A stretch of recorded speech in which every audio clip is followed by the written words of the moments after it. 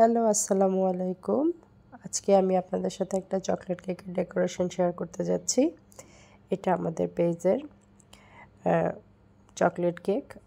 এটা আমাদের পেজের নর্মাল চকলেট কেক।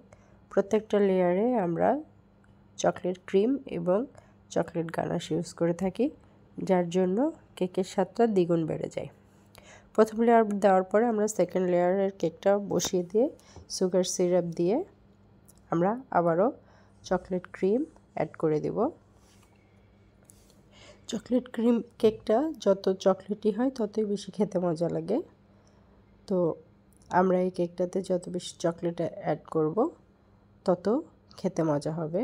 আজকের এই চকলেট গানাশটার সাথে আমি ডার্ক চকলেটের সাথে অল্প কিছু পরিমাণ হোয়াইট চকলেট মেল্ট করে অ্যাড করেছি। ডার্ক চকলেটটা বেশি হলে খুব বেশি তিতা লাগে, এই জন্য একটু হোয়াইট চকলেট অ্যাড করেছি।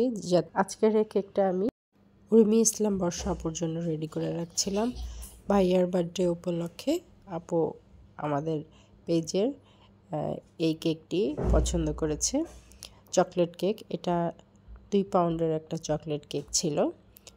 তো আমি আস্তে আস্তে আপনাদের সাথে কথা বলতে বলতে ফাইনাল কেকের কাজের কাছে এসে পড়েছি। আমরা সবগুলো লেয়ার দিয়ে দেওয়ার পর এখন খুব ভালো করে এটা ক্রাম কোটিং করে ফ্রিজিং করব।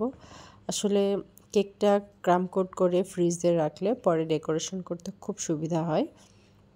এটা মাস্ট করতেই হবে। আমি ভালো করে চকলেট ক্রিম দিয়ে কেকটাকে ক্রাম কোট করে নিয়েছি।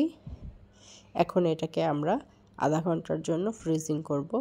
তবে মনে রাখতে হবে কেকটা ক্রাম কোট করার পরে যত বেশি ঠান্ডা হবে পরে বাহিরে ডেকোরেশন করতে ততটাই সুবিধা হবে।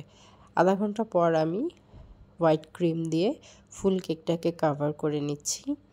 ভালো করে ফিনিশিং দিয়ে নেওয়ার চেষ্টা করব। আমি জানি না আমি কতটুকু ভালো ফিনিশিং দিতে পেরেছি, তবে আপনারা কমেন্ট করে জানাবেন।